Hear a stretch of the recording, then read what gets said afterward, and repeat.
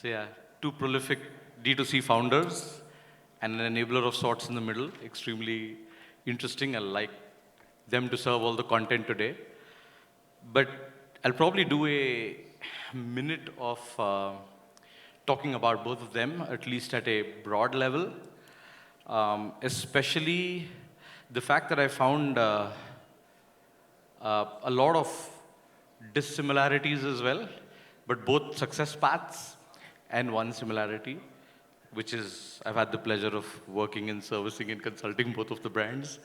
But let's talk more about the dissimilarities. Fast fashion, slow fashion,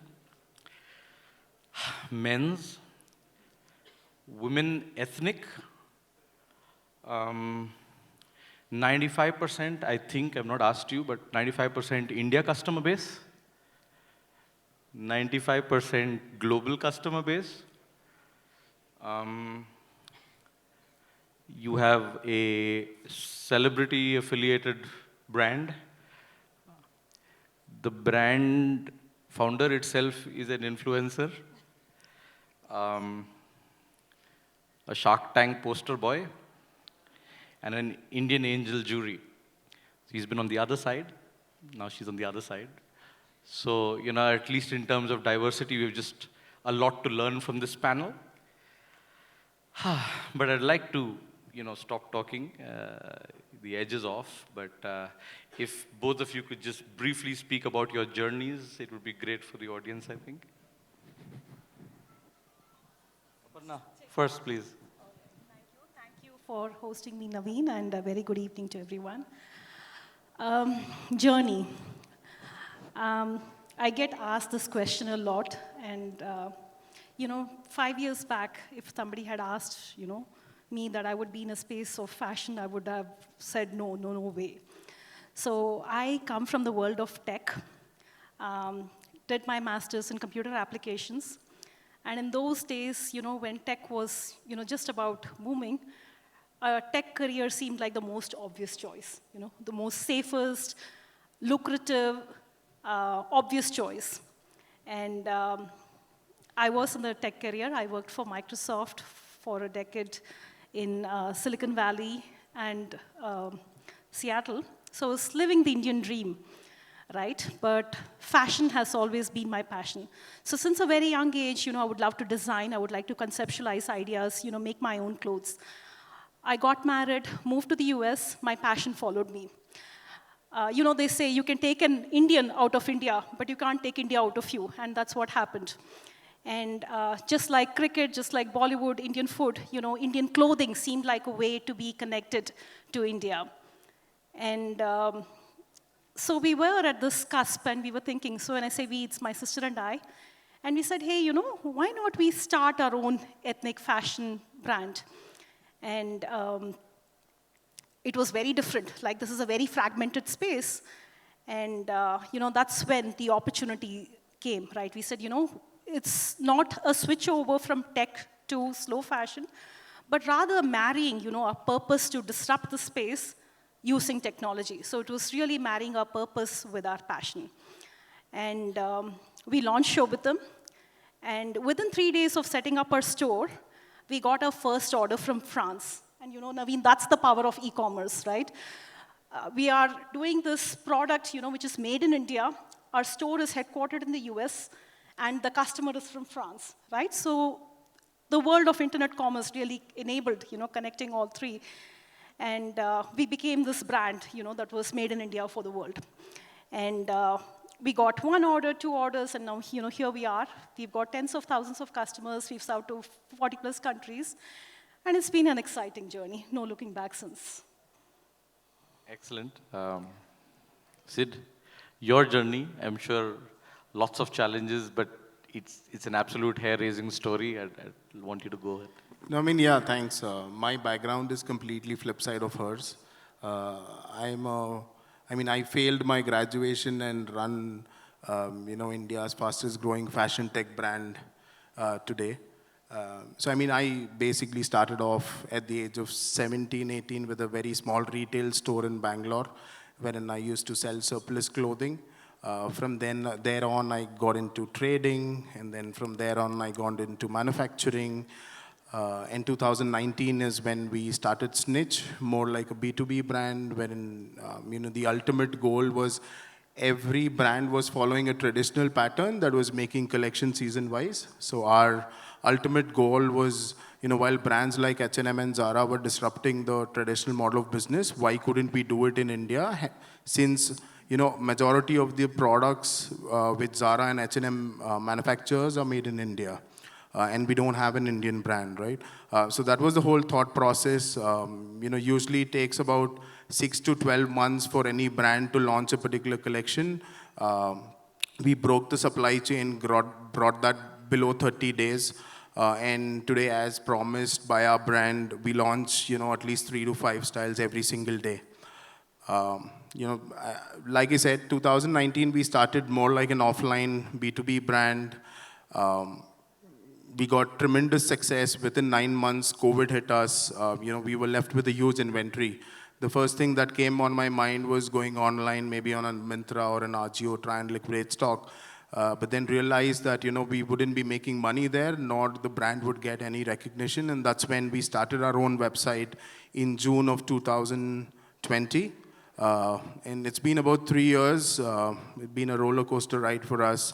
Today we ship anywhere between 10 to 15,000 pieces every single day.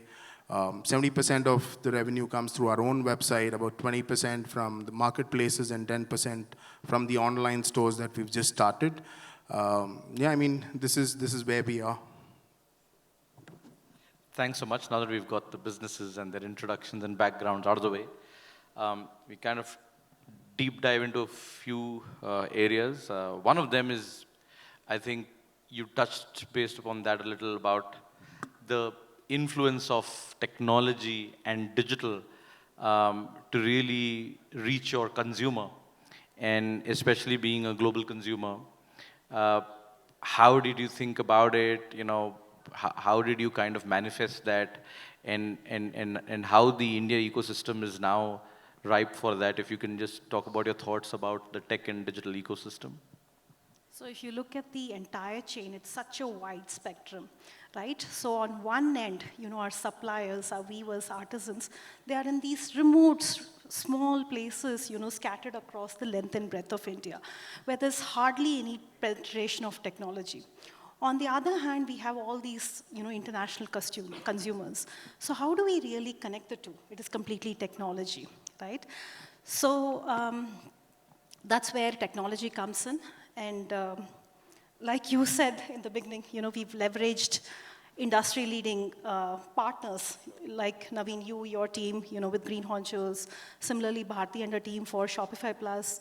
And then we also have our own proprietary solutions, right? For example, how do you drive complete inventory visibility? We have our own proprietary app that, completely tells the life cycle of every product in our dynamic catalog. Similarly, we have a patent pending, world's first blouse stitching bespoke solution. Navin, if you think women are complex, getting the perfect measurements to stitch that perfect blouse is even more complex. And we've just cracked that, and it's the world's first bespoke blouse stitching solution, like I mentioned. So all this is possible purely because of technology.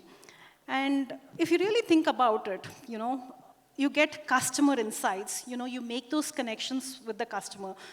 You can see, what journey the customer has taken before they actually landed up buying your product. Based on that, you can give them personalized recommendations, drive conversions, email marketing. All of that has really been possible through the use of technology. I think that's very insightful. Thanks for sharing. Sid, I'll just double down on this question a little more. Clearly a digital-first brand, and scaling new heights and kind of breaking borders as well. But we've talked often about it. You've break barriers at certain points. In the tech and digital roadmap, your adoption has been quick. You've been able to try all tech much faster. I think that agility has really helped, and you've actually dived right in. I think many a times with eyes closed, and maybe you had your eyes open then, but the app, for example, or the phygital when to open the store. What have been the trigger points for you to figure out the cross between a phygital brand and, try these, tech enablers to add facets to the brand and its growth? I mean, look, for us, it was very clear that if we had to be in everyone's wardrobe, we had to be in their pockets.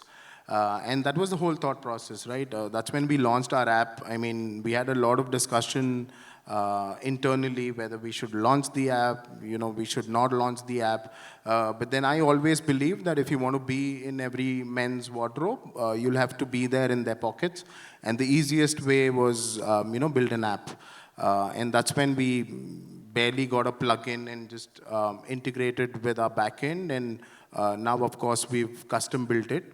But that's been a game changer for us. I mean, 55% of our revenue today comes from the app. And that's a phenomenal number, right? And that's free of cost. There's no CAC involved. You could send push notifications whenever you want to. And I think timing was very important. It's just been about 2 years since we launched the app. We have over 2 million downloads on the app. Same with offline retail.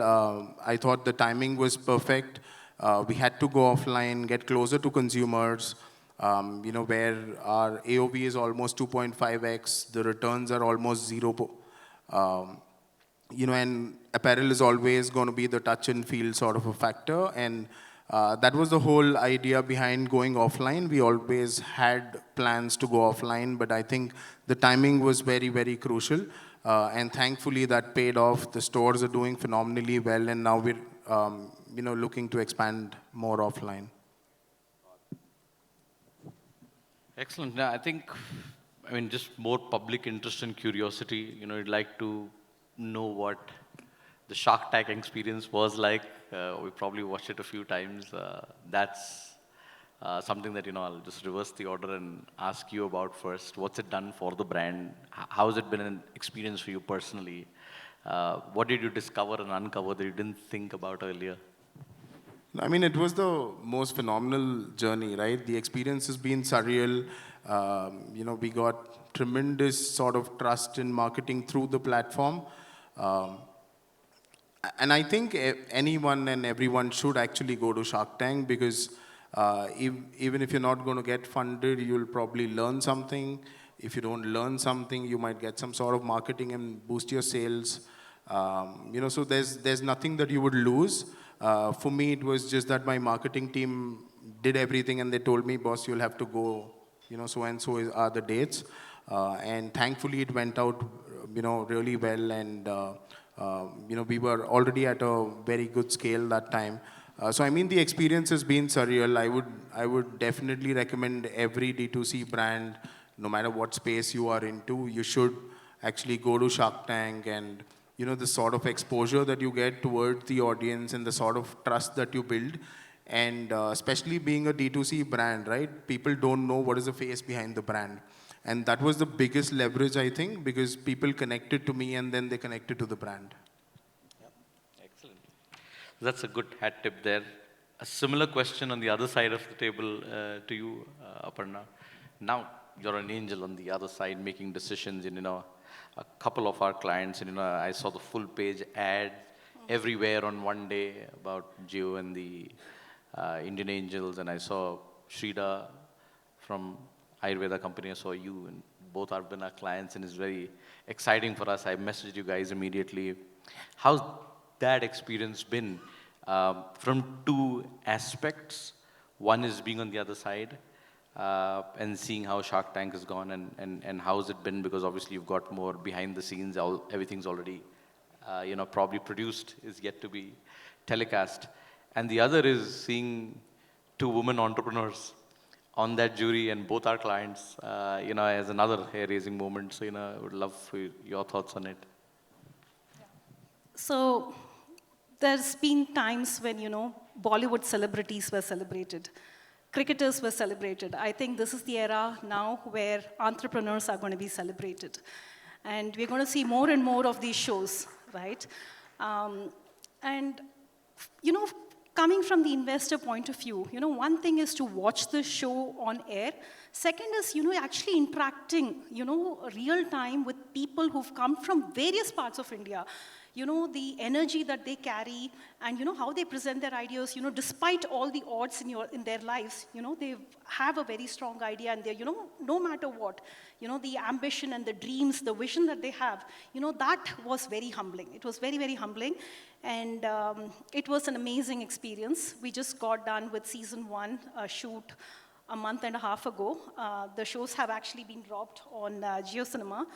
And, from the woman standpoint, I think I do connect more with other women entrepreneurs.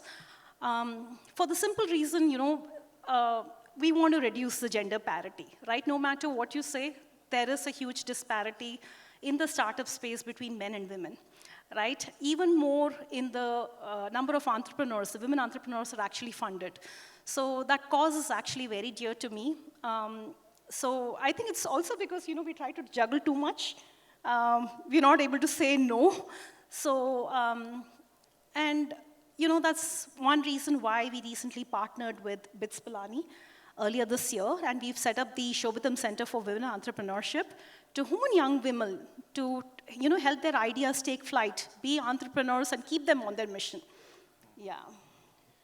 Great thoughts on that. I think, we just probably have one last thought from each of you. We'll start with you, we'll end with you. What advice or what tip would you have for D2C brand owners at this point? Because, I think there's no one cap fits all. Probably what worked pre-COVID, what worked in 2021, probably is not the same formula that works in 24. Folk keep asking the same question. We want to do what Snitch is doing. We want to do what Shobitam is doing. What's your response to that, and what's the script that you can give me for it? Very simple mantra. Just, when you know that your heart is telling you something, and, day by day, that feeling gets, bigger and bigger, you just have to listen to yourself, follow that, no matter where you are.